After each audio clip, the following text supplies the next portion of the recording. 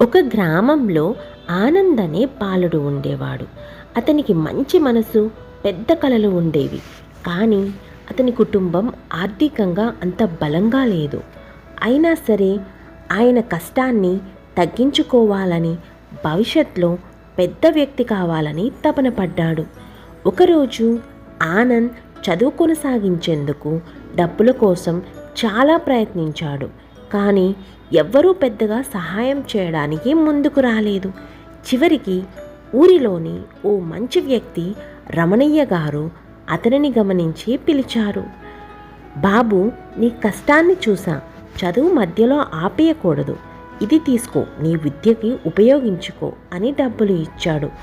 ఆనంద్ ఆశ్చర్యపోయాడు.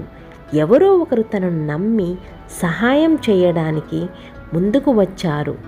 ఆ డబ్బుతో ఉన్నత విద్యకు పూర్తి చేసుకుని ఓ మంచి ఉద్యోగం సంపాదించాడు. ఏళ్ల తర్వాత ఆనంద్ జీవితంలో స్థిరపడిపోయాడు. అతను ఒక పెద్ద కంపెనీలో పనిచేస్తూ బాగా సంపాదించేవాడు. ఒకరోజు ఊరి నుంచి తనకి వార్త వచ్చింది, రమణయ్య గారి కుటుంబం ఆర్థికంగా ఇబ్బందుల్లో ఉందని. ఆ విషయం విన్న ఆనంద్ ఒక్క క్షణం కూడా ఆలస్యం చేయకుండా వెంటనే ఊరికి వెళ్ళాడు.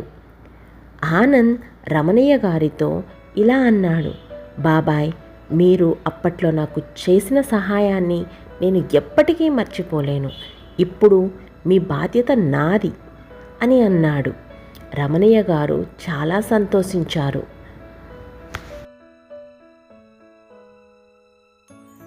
ఈ కథ నుంచి మనం తెలుసుకోవాల్సింది ఒక్కటే, సహాయం చేసిన వారిని ఎప్పటికీ మర్చిపోకూడదు. మనం ఎదిగిన తర్వాత మనకి తోడుగా నిలిచిన వారికి తిరిగి సహాయం చేయడం మన బాధ్యత.